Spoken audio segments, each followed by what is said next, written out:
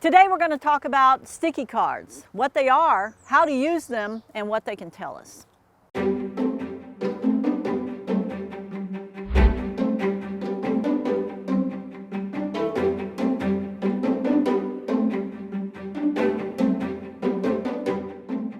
Sticky cards can provide growers with a lot of helpful information.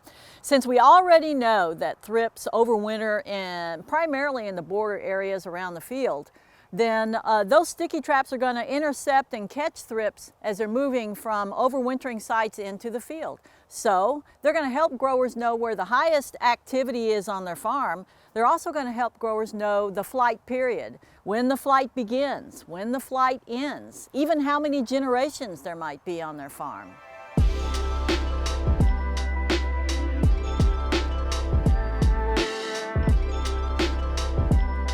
All right, here I'm demonstrating using a 3x5 yellow sticky card. And it is a piece of plastic that you can see. It's got a grid line on it to help you count the pests or count the insects. And it's covered with a sticky goo. This paper on the outside keeps it protected, keeps it out of your hair and off your hands until we get them deployed.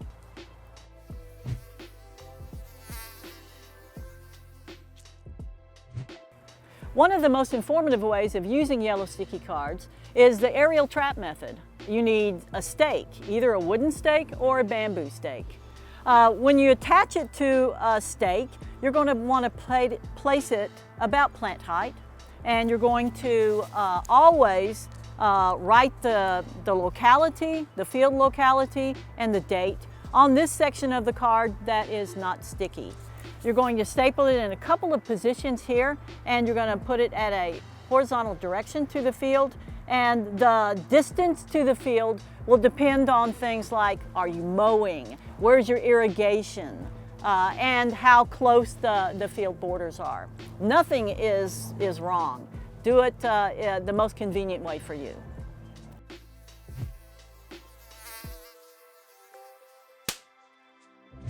A simple plastic shoebox can be used as an emergence trap. Emergence traps are useful because they can tell a grower when the thrips come out of their overwintering stage and when they begin to move. You can use an emergence traps in weedy borders, or you can use them inside your field under the plants to determine whether you've got overwintering thrips in your field. The thrips will emerge from the ground, they'll fly up and get stuck to the yellow sticky card. Just like that leaf.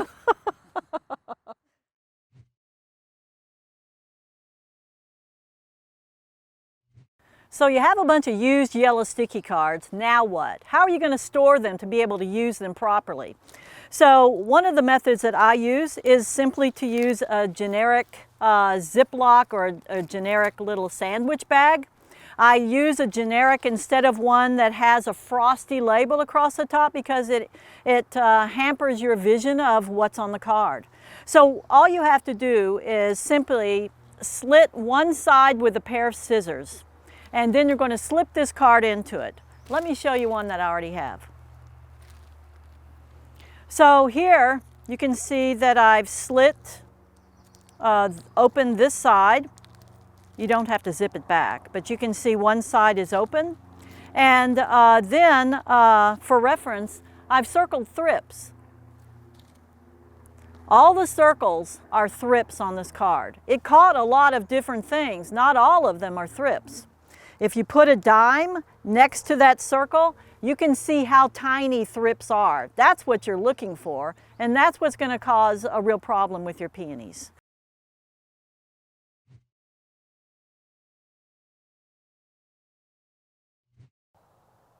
Tallying the number of thrips on each sticky card, collected from all the border regions and the interior of the field, will help you determine which areas of your field have the highest thrips activity.